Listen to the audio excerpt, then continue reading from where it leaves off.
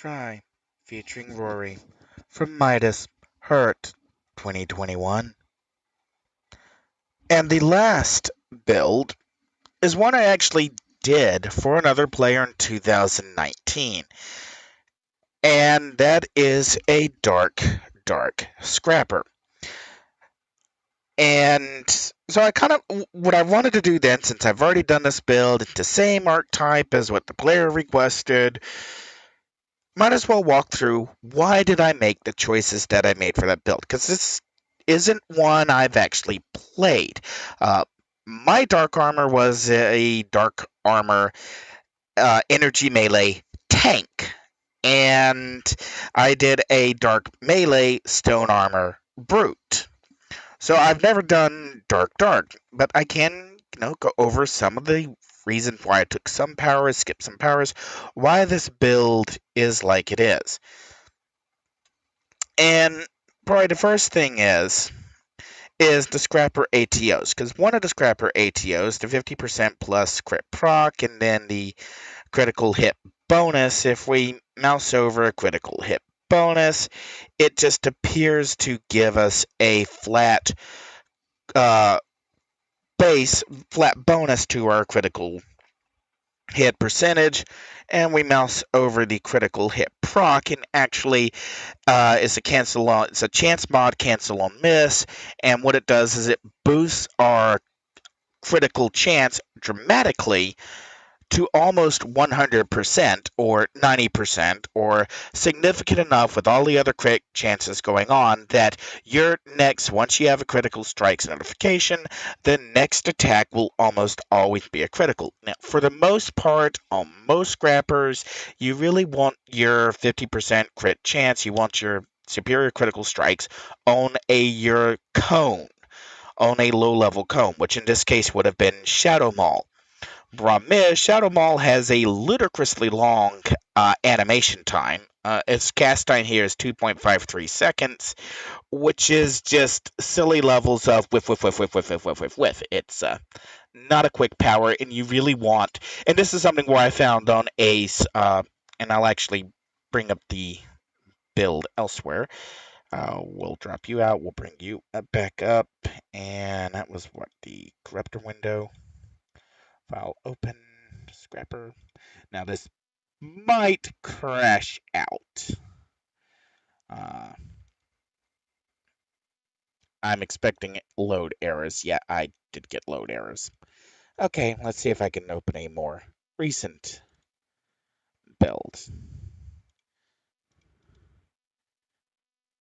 Okay, R11 is opening. This was a Spines Fire, and at some point I put the chance for critical proc on Quills because I figured it's a constant toggle PB AoE. I will always, many times as I will have to have the next attack crit, it will happen. The problem is, I quickly found out in the case of Spines, is that yeah, the concept worked, but a lot of times when the crit went off, I'd be in the middle of a really long animation, say like Ripper, which has a cast time of 2.17 seconds. I'd be only halfway through it, and the few percentage of points of the proc being active, it would have already timed out by the time Ripper ended. And if I was in the middle of Spine Burst, which has a cast time of 3 seconds. Again, if I started Spine Burst and then Quills hit and gave me the critical strikes, by the time Spine Burst finished animating, the window would have already closed. So you really want your Scrapper Force Crit on a power that has a really quick cast time to give you the most amount of time after it goes off to actually use that crit in a fight. And so that's why on the dark melee, why I put the crit chance on Siphon Life. You're going to be using Siphon Life a lot. It is a high damage power. Its base is 245.2, and its calculated average is 902.2, and that's including the crit rates from the way Mid-Zero Reborn is calculating average damages right now, or at least how I have it set to calculate damages. You can set it differently. But because of that, you're going to be using Siphon Life a lot. And if you're using Siphon Life a lot, it makes sense that this would be a good place to have your forcible crit chance rather than trying to stuff it on Shadow Maul. Rather, because Shadow Maul has such a long cast time, 1.93 seconds, uh, you want to maximize the amount of damage it can inflict, and also because Shadow Maul is your only on Dark Melee, your only AoE damage. Dark Consumption, while it does have some damage capability, in this case, if you crit with it, your average damage will be 368.2, your base damage is just 100.1. It has a ludicrously long recharge time, starting at 180 seconds. So about even on a very high recharge build, you've only got maybe 50 seconds of recharge time. That's a long time for a PB AoE power. Now that's because uh, Cryptic justified it saying that, well, it's a recovery power. It recovers your endurance. It can't be a low time power. It can't be a standard PBOE. I already shot at bull once. I'm not going to shout bull again. But Cryptic's reasoning for why the values on dark consumption, why they had to be so high in terms of recharge and benefit, are just wrong. Flat, dead wrong. And I can tell you from experience, Gecko did not like being told that he screwed up. Well, dark consumption is screw up exhibit A. Screw up exhibit B, in this case, is soul drain. Now, soul drain here, where we took it at 26. Now, in the Scrapper build, I do have Soul Drain set for the Gaussian proc to maximize the amount of buildup that you get off of it, but we still have 120-second recharge, so it's only up every 30 seconds or so.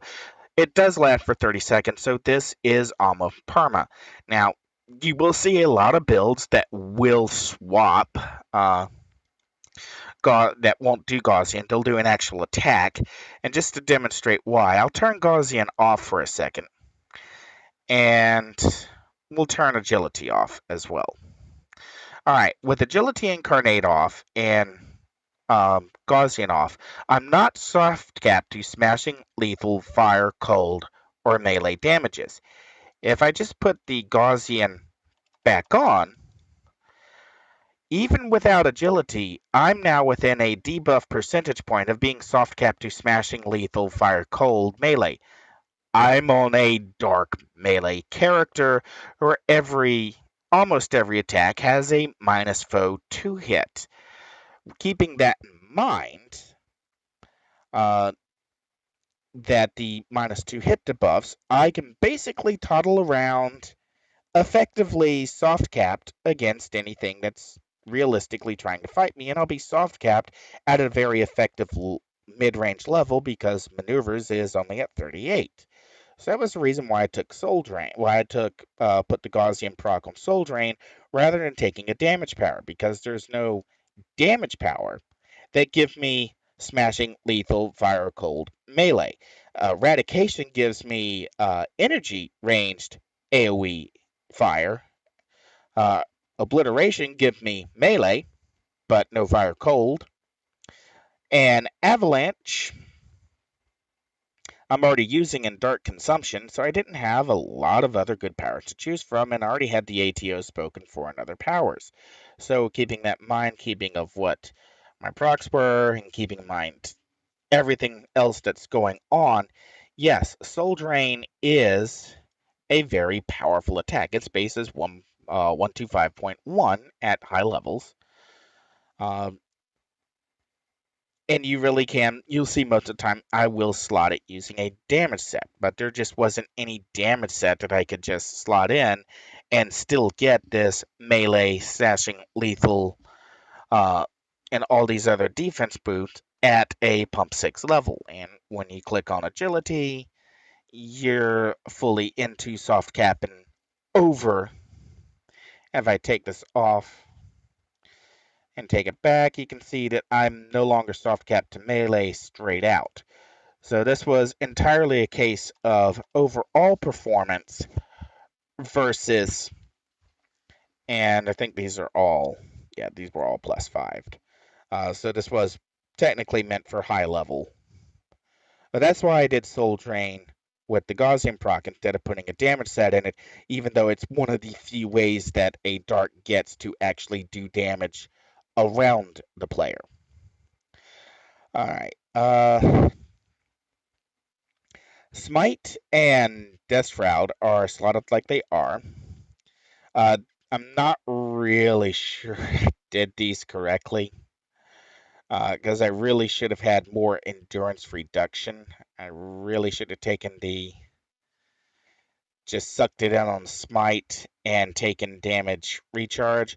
But the reason why I did it this way, where I only had one endurance reduction, is that recharge time on smite is maximized. With only 3 slots, it's at 94%. And the damage value on Death Shroud is likewise, it's into a green soft cap.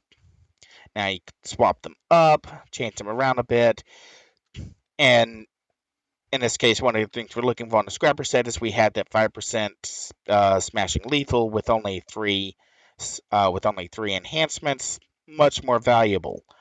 That's why I split across there, and that let me put slots elsewhere, even though these are probably not optimized for endurance over time. But when you can claw back endurance with dark consumption, really didn't matter. Now that being said, since dark consumption, this was for could I put something else in here using the new enhancement sets? Well, I've got defense energy and preemptive optimization, but I don't have any other real defenses added, so no, swapping dark consumption over to an endurance modification set really wouldn't change anything else. Really wouldn't open up any other options. And Dark Embrace has the proc, and then it makes up some resist with the resist defense, so it's hard cap to resistance, Obsidian Shield, hard cap to resistance. And you can see that this particular character went with super speed to take hasten to make sure that these long recharge powers came back around as quickly as possible. On that note, hasten is at 120.5-second recharge on a 120-second duration. So it's you throw in an ageless incarnate or ageless destiny incarnate, and you're at perma hasten. And that's also puts dark consumption and soul drain so very close to perma. Cloak of Darkness, not really much to write home there. Combat jumping to give you some air control when using super speed, also give a little bit defense. And this is one of the few places where you'll see me do something with a pool power set. I wouldn't actually use kick in a fight, but there was no place else to put the Hecatomb set for that recharge. And Tough is 3 slot up for TP for the teleport protection and knockback protection. Super Speed also has a knockback protection. This is another hole on Dark Armor that you don't have any knock protection. Weave has the Resist proc, the Kismet proc. This is rather late in the build. You know, we could fix that. And since you're probably never turning Cloak of Darkness off, you could probably safely put the Kismet down on Cloak of Darkness. And then Midnight Grasp at it is a foe immobilize, and I just think it's kind of hilarious to have the recharge chance for hold on it.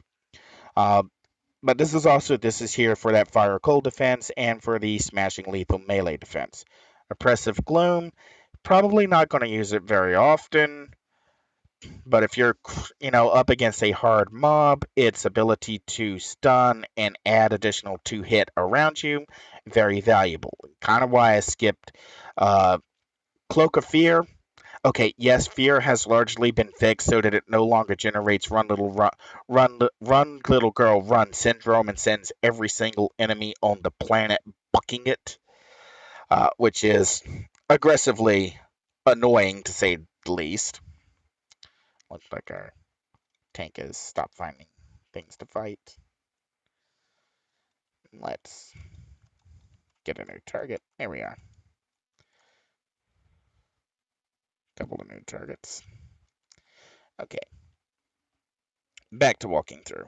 Okay, so uh, anyways, that's why I skip Cloak of Fear. Yeah, it does add a permanent 2-hit buff around you, and it does kind of cause enemies to stand still and quake in terror. But it's really once you've reached defensive soft cap, and once you can just plow through enemies, once you can rock perma soul drain, and you're always punching for maximum damages, you're really not. The term is morale shatter. There is a morale meter that, or morale parameter that enemies have, and you apply too much of a specific debuff or specific type of debuffs, or you defeat enough enemies in a short amount of time, they lose morale and they will run from the player. And if you're running Cloak of Fear and you're doing any sort of appreciable damage, you will instantly trigger Run Little Girl Run on every single mob, and that's annoying. Now, because of the capabilities of this particular build, there was no reason to take Soul Transfer for the self-res. So we move on. We're kind of at maneuvers, which is this there for the defense. We pick up some more overall resistance from the scaling proc. Moonbeam went with Dark primarily for Moonbeam, so that you get a snipe. It's pretty decent snipe. Also for Soulstorm, so you get a hold, so you're at least somewhat useful in a Rikti Mothership raid, and or going for a Lady Grey task force, you can hold a Green Mido. Shadow Meld doesn't really buy you anything, but it's another good place to put a Luck of the Gambler to proc, and then hasten all the way at the bottom.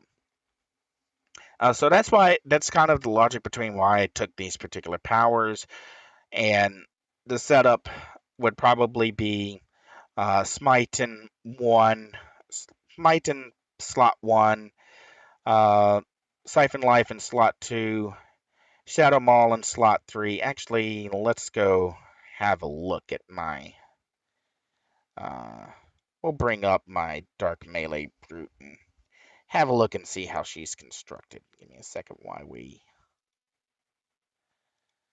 swap characters. Leave that up. Turn you off.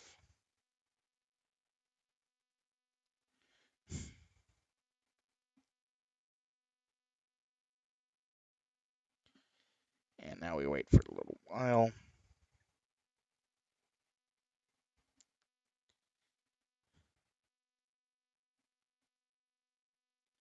And we'll search by Dark Powers, Dark Melee, Dark Armor, Dark Blast, Dark Control, Dark Assault. Got a lot of darks, but we're interested in a Dark Melee.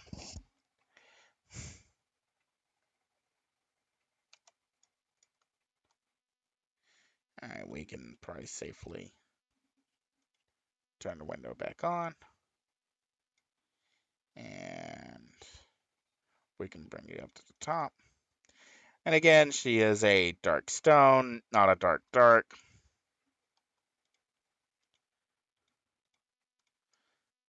So we'll go ahead and turn some of those off. And this is a brute, not a scrapper. And you can see I skipped Shadow Punch. I skipped Touch of Fear. Again, I skipped Touch of Fear because it's just not a good power. I think it's been converted into a damage power. Yeah, it's moderate damage.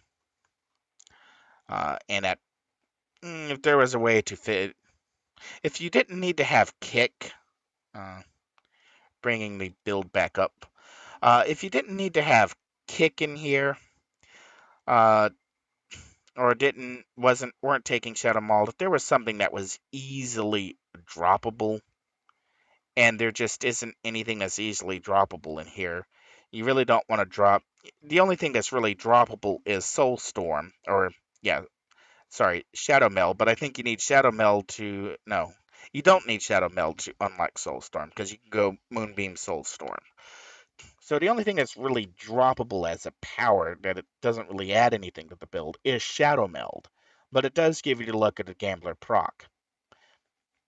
And losing that base 7.5 recharge with nothing to make up for it is kind of a hard sell.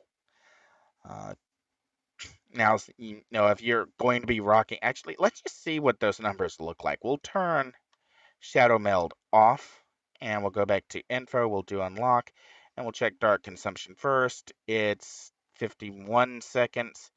Soul Drain is now at 32.98. Hasten is now at 1.2, is now at 123.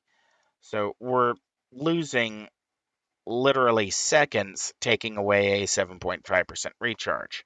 And you're already so tight on recharge elsewhere that that's kind of painful to lose to keeping the build permanent. Now, if you're rocking Ageless at the top end, you may be able to get away with it.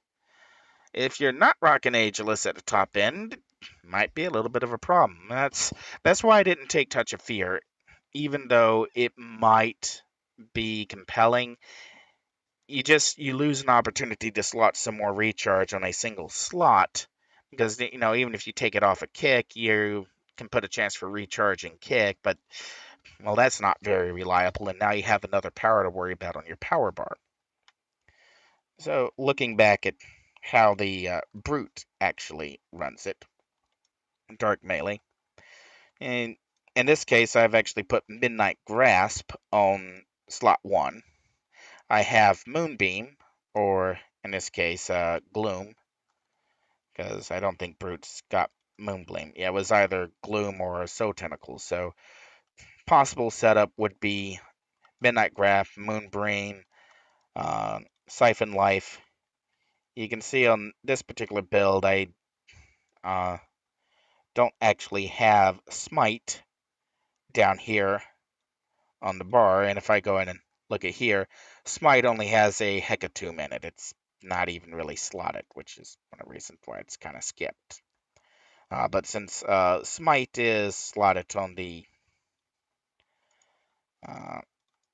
slotted on the scrapper, you would probably do Midnight Grasp, Smite, Siphon Life, Shadow Maul, and probably do Moonbeam up in the Alt 1, do Confront in Alt 2, then Dark Consumption Alt 3, and Soul Drain Alt 4. And Shadow Meld would probably be in Control 3, leaving Hasten for Control 2, and then onwards. Now, I have not yet changed this build to take Combat Teleport over Teleport. However, since she is based off of the Pastry Chicken, uh, lots of speed boost concept, uh, which is Ninja Run and speed, she's already clocking 70 miles. She'd get a ticket on the interstate, if there was an interstate. I actually think I have it up there, 72.75 miles per hour. Uh, so yeah, this is how I've set up dark. This is how I've set up my dark, and it is kind of predicated on you are using tertiary powers. But because of dark consumption, I can get away with using tertiary powers to lay down effective damage despite their endurance cost, because I can bring up, even in granite mode on a dark armor, I can bring up dark consumption fast enough for it to actually make a difference. Now, as you might have noticed when I first turned the screen on, she can passive farm in granite mode with Soul Drain on auto. She can technically do that without granite armor.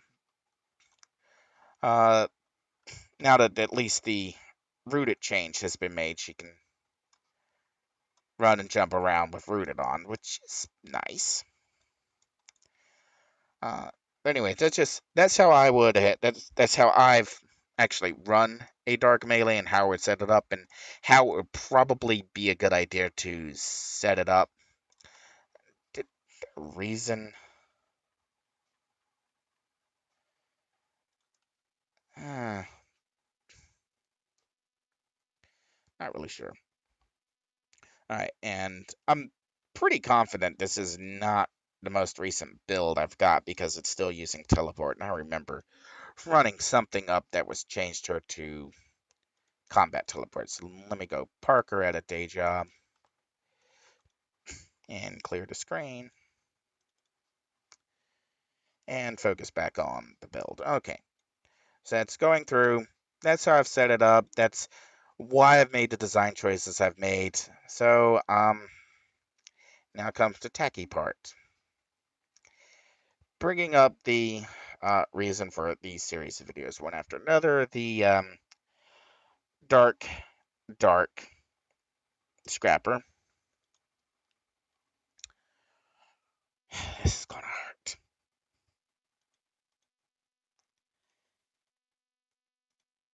And here it is.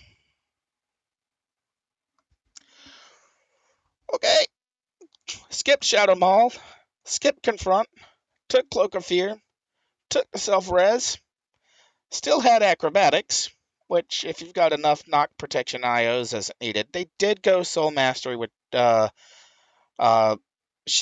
with Shadow Meld and Moonbeam, but didn't take uh, didn't take Soulstorm. All right, so I'm sure you're probably curious, since you know what the totals look like here. What do the totals look like here? I really don't want to. I really don't want to click this because these are the totals. Not soft cap to anything. And okay, I will give it this. Did I not have something turned on over here? Oh, I was looking at the spines fire for a second.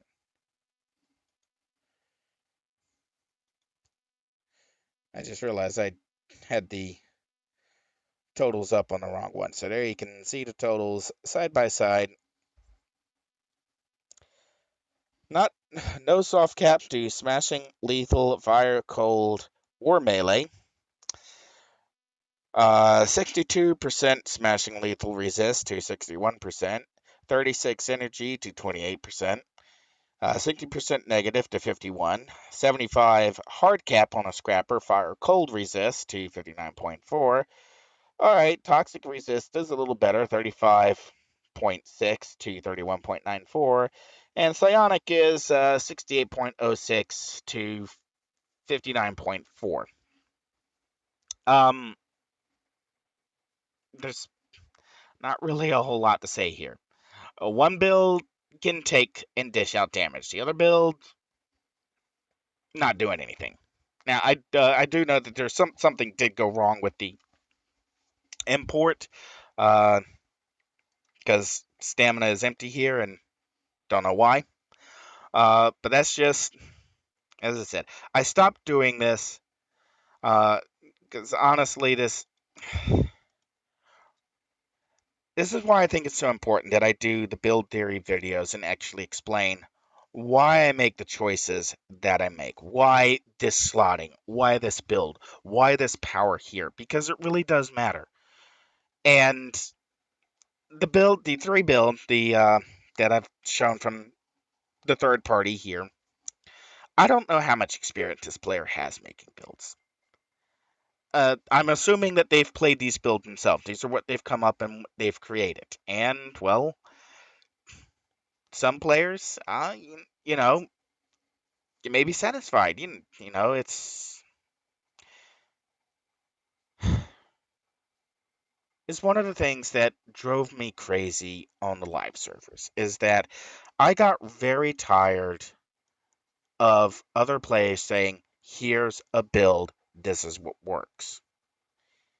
But they never explained why it works. What's the theory behind it? They would just said, "Just slot this and you'll be okay." And it always drove me bonkers because that's not teaching anyone this is why you need to make this decision. And that's why I keep doing these and will continue to keep doing these long form build videos. because it's an opportunity to explain to somebody else, somebody who's playing City of Heroes, who's making new characters, who's getting into Homecoming, who are like, I don't get it. What's going on? What are these enhancements? No other game does this. And that's a good point. The basis for this enhancement was in 2002 and 2003. Why does no other game do anything like this? Why does no other game give the power and flexibility, especially if they're a superhero game or a hero game or an MMORPG? I mean, to pick on World of Warcraft for an example. You hear and read all about the heroic acts of the knights who came before you, the orcs who waged war, the guy who held a bridge. You meet all of these people in these other RPGs who did these heroic feats, but you, the player, can't ever actually do those. You can't ever hold. You can't. 100 versus one with the player being the one as a fair fight is something most games don't even comprehend. They can't comprehend it. And that's why design theory and understanding the points of balance, and sometimes you have to say, screw the balance. What's our concept? If you're making a superhero game, the concept is your player has to have power. Your player has to be able to reach a point where they are super, where they are not normal, where they are capable of, there's a warehouse full of enemies. I'm going to go crashing through the skylight and I'm going to wipe them all out because I can. And there might be some fourth degree burns by the time I'm finished, but I can do that. And it comes back to something I want to just kind of address here is you play the game how you want to play it. I can tell you what builds I use. I can show you how I made those builds. I can explain the slotting behind a build, why I took this power, why did I have a Gaussian and an attack power instead of an attack enhancement? Why did I trade off giving intent? Why did I trade off giving damage there? And then, why? How do I have it set up? How do I actually play this in game? How am I seeing myself using these powers one after another? What's the physical? What's the timing? Am I timing this power on this power? And it's important to learn that. Because once you have an understanding of how the powers are being used, and once you have an understanding of what the enhancements actually do, and once you understand what your targets are for a character that is performative, it's much easier to go to another build and say, you know what? I can make this a little bit better. And this Dark Scrapper, it's not the be all end all build. There are builds out there that have more recharge. There are builds out there that have more resist. There are builds that are better at some techs or another. I have a specific build for my Fire Brute that was entirely designed to take on Lord Recluse. So it's heavy on smashing lethal and energy negative defense, but it's nearly unplayable for anything else because it's only designed to do one thing, and that's withstand channel gun. And keep in mind some of those. Once you have a good basic build, an all-rounder, something that does everything relatively well enough. And then you can start to focus on the more bespoke, specific build. Like, I know where I'm starting from. How can I get from point A to point B? What can I change in this build? I want to go up against Lord Recluse. I know that I don't need Fire Cold. What can I take out that Fire Cold and replace with Energy Negative? And then you're on your way to making a custom bespoke build that's for you to make. It's been Aurian Archive.